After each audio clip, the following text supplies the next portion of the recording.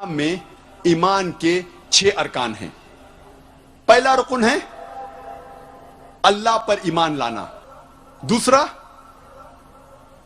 उसके मलाइका पर ईमान लाना, तीसरा उसके किताबों पर ईमान लाना, चौथा उसके पैगंबरों पर ईमान लाना, पांचवा आखिरत पर ईमान लाना और छठा कदर तकदीर पर ईमान लाना।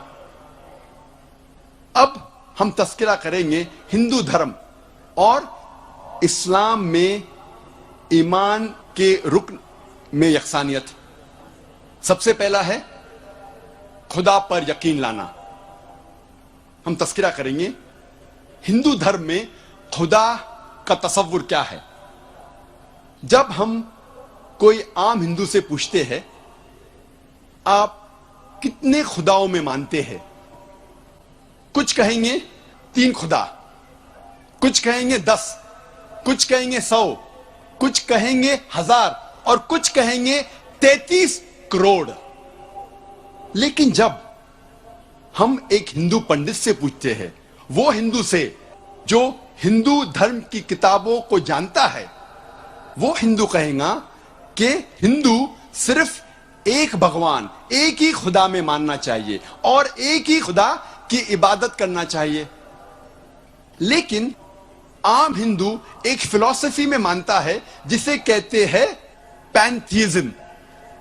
पैंथीइज्म की मानी आम हिंदू समझता है सब कुछ खुदा है। पेड़ खुदा है, इंसान खुदा है, सूरज खुदा है, चांद खुदा है, सांप खुदा है। हम मुसलमान समझते हैं कि सब कुछ खुदा का है। पेड़ खुदा का है, इंसान खुदा का है, सूरज खुदा का है, चांद खुदा का है, सांप खुदा का है। अहम फर्क हिंदू और मुसलमान में है। आम हिंदू कहते हैं सब कुछ खुदा है, हम मुसलमान कहते हैं सब कुछ खुदा का है। सिर्फ एक अहम फर्क है का। अगर हम इस का के फर्क को मिटा लेंगे तो हिंदू और मुस्लिम एक हो जाएंगे। कैसे करना चाहिए?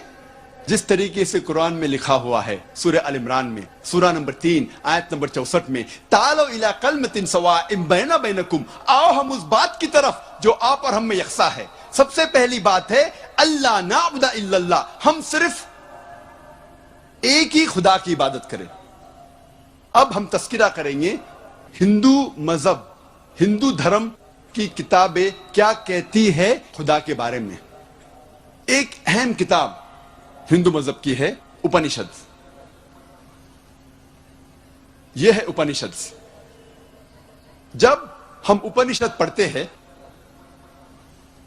लिखा हुआ है छंदोग्य उपनिषद में पाठ नंबर 6 भाग नंबर 2 श्लोका नंबर 1 में एकम एविदित्यम, यह संस्कृत श्लोक है जिसके मानी है भगवान एक ही है, दूसरा नहीं है। लिखा हुआ है श्वेता श्वेतारोपनिषद में पाठ नंबर 6 श्लोका नंबर 9 में नाचस्य कसिज जनिता न चदीपा, जिसके मानी है उस भगवान, उस खुदा का कोई भी रब नहीं है।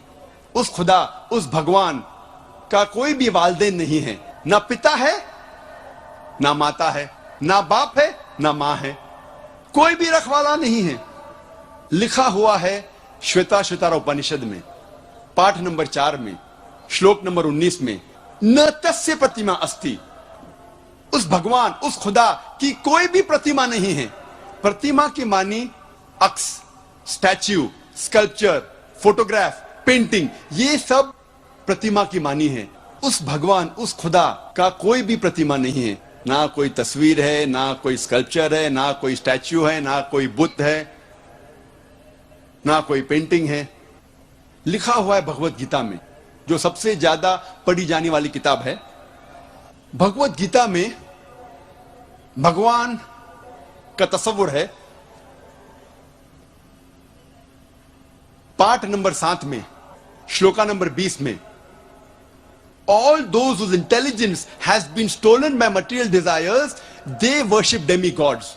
जो पैसे के पीछे भागता है वो गलत खुदाओं की पूजा करता है।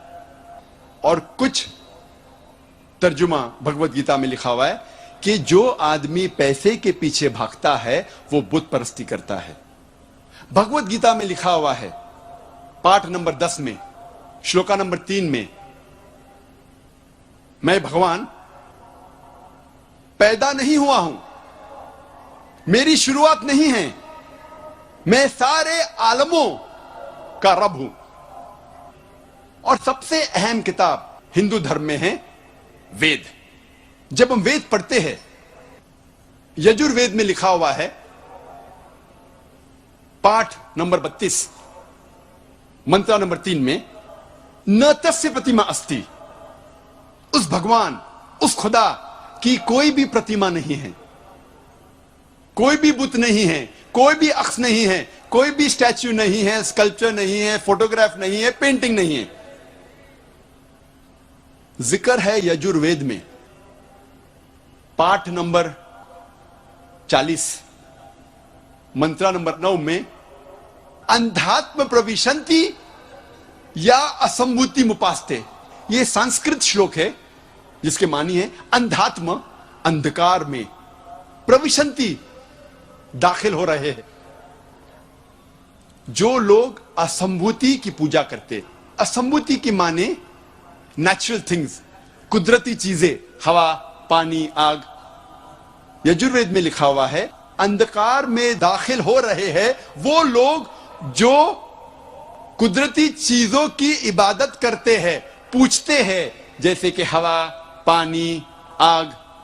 और आगे लिखा हुआ है और घोर अंधकार में दाखिल हो रहे हैं वो लोग जो संभूति की पूजा करते हैं। संभूति की मानी इंसान की बनाई हुई चीजें, जैसे टेबल, कुर्सी, बुत वगैरह।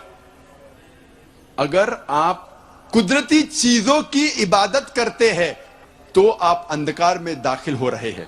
अगर आप बनाई हुई चीजों की इबादत करते हैं तो आप और घोर अंधकार में दाखिल हो रहे हैं। लिखा हुआ है यजुर्वेद में पाठ नंबर 40 मंत्र नंबर 8 में, उस भगवान का कोई भी अक्ष नहीं है और वो पाक है।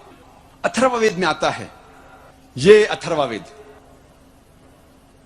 अथर्ववेद में लिखा हुआ है किताब नंबर 20 में पाठ नंबर 58 में मंत्र नंबर 3 में, देव महाअसी, महान है वो खुदा। और सबसे अहम वेद है ऋग्वेद। यह है ऋग्वेद। चारों वेदों में से सबसे अहम वेद है ऋग्वेद। ऋग्वेद में लिखा हुआ है किताब नंबर 1 पाठ नंबर 164 मंत्र नंबर 46 में, एकम सत विप्र बहुधा वेदांते, जिसके मानी है सत्य एक है, खुदा एक है और संत उन्हें कई नामों से पुकारते हैं। और एक जगह लिखा हुआ है ऋग्वेद में किताब नंबर 10 पाठ नंबर 114 मंत्र नंबर 5 में कि आप भगवान को, आप खुदा को कई नामों से पुकार सकते हैं। और ऋग्वेद में सिर्फ किताब नंबर 2 पाठ नंबर 1 में 33 सिफत, 33 नाम खुदा के दिए गए हैं। इनमें से एक है ऋग्वेद किताब नंबर 2 पाठ नंबर 1 मंत्र नंबर 3 में ब्रह्मा। ब्रह्मा कहते हैं अंग्रेजी में क्रिएटर। जब हिंदी में कहते हैं इसे कहते हैं बनाने वाला, और जब उर्दू या अरबी में कहते हैं इसे कहते हैं खालिक। हम मुसलमानों को कोई एतराज नहीं अगर कोई अल्लाह को खालिक कह रहा है या बनाने वाला कह रहा है या क्रिएटर पुकार रहा है। लेकिन अगर कोई शख्स कहता है कि ब्रह्मा वो है और उसको एक अक्ष देता है, एक प्रतिमा देता है और कहता है कि उसके 4 सिर है और हर सिर पे एक मुखट है, तो हम मुसलमान इस पर एतराज करते हैं।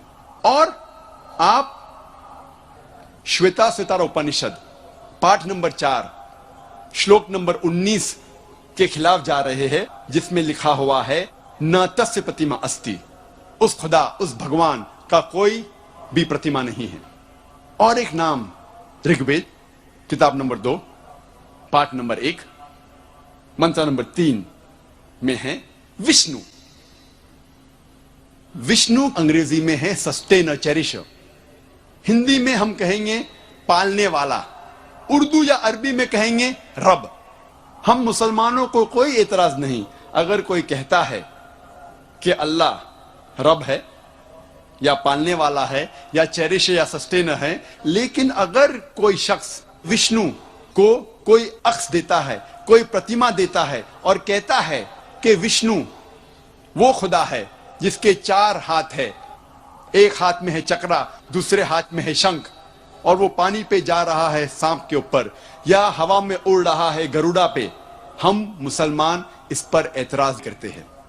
और आप यजुर्वेद पाठ नंबर 32 मंत्र नंबर 3 के खिलाफ जा रहे हैं, जिसमें लिखा हुआ है न तस्य प्रतिमा अस्ति, उस खुदा, उस भगवान की कोई भी प्रतिमा नहीं है।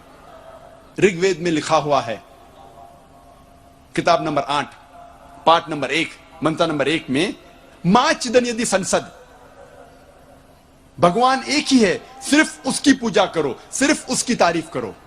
ऋग्वेद में लिखा हुआ है किताब नंबर 6 भाग नंबर 45 मंत्र नंबर 16 में या एक इतमुश्ती ही, एक ही खुदा है, एक ही भगवान है, उसकी सिर्फ तारीफ करो, सिर्फ उसकी पूजा करो। और हिंदू धर्म में बुनियादी उसूल, फंडामेंटल क्रीड है एकम ब्रह्म द्योत्या नास्ते नेहना नास्ते किंचन, भगवान एक ही है, दूसरा नहीं है, नहीं है, नहीं है, जरा भी नहीं है। There is only one God, not a second one, not at all, not at all, not in the least bit. जब हम हिंदू धर्म की किताबों का मुताला करते हैं, हमें पता लगता है हिंदू धर्म में खुदा, भगवान का सही तस्वुर। अब हम तस्किरा करेंगे मजहब इस्लाम में खुदा का तस्वुर, अल्लाह का तस्वुर। और सबसे बेहतरीन जवाब कोई भी मुसलमान आपको दे सकता है, वो है, आपको कहेगा सूरह इखलास के बारे में, सूरा नंबर 112 आयत नंबर 1 से 4, जहां अल्लाह सुब्हानहू व तआला फरमाते कुल हु अल्लाहु अहद, कहो कि अल्लाह एक है, अल्लाह समद, अल्लाह बेनियाज है, लम यलिद वलम युलद, ना वो किसी को जनता है ना किसी से जना है, वलम यकुल लहु कुफुवन अहद, उसके जैसा कोई नहीं है। ये 4 आयतों जो सूरह इखलास की है, सूरा नंबर 112 आयत नंबर 1 से 4, ये अल्लाह सुब्हानहू व तआला की तारीफ है। इसे मैं कहता हूं द टचस्टोन ऑफ थियोलॉजी। थियो मीन्स गॉड, खुदा, लॉजी मीन्स स्टडी, जिसके मानी है स्टडी ऑफ गॉड, खुदा की स्टडी। ये टचस्टोन है थियोलॉजी का। टचस्टोन उर्दू में मैं कहूंगा तलिस्मा। आप जब कोई जौहरी के पास जाते हैं सोना खरीदने या बेचने के लिए, और आप जानना चाहते हैं कि सोना कितना खरा है, तो आप जौहरी को देते हैं, आप ये सोना जौहरी को देते हैं, और वो सोने को टचस्टोन से, एक पत्थर से घिसता है, और जिस तरीके का रंग उस पत्थर पे आता है, फिर वो आपसे कहेगा कि ये सोना हो सकता है कि 22 कैरेट का है, या 20 कैरेट का है, या 18 कैरेट का है, या हो सकता है वो सोना ही नहीं है, क्योंकि हर चीज जो चमकती है वो सोना नहीं है। All that glitters is not gold. इसे कहते हैं touchstone. Surah Ikhlas is the touchstone of theology. जो भी खुदा की आप इबादत करते हैं, अगर आप जानना चाहते हैं कि वो सही खुदा है या सही भगवान है, आप उस भगवान, उस खुदा को जांचो सूरह इखलास की बुनियाद पर, और फिर आपको पता लगेगा कि जो खुदा की आप इबादत कर रहे हैं वो सही खुदा है कि नहीं। वाखिर दावाना अल्हम्दुलिल्लाहि रब्बिल आलमीन।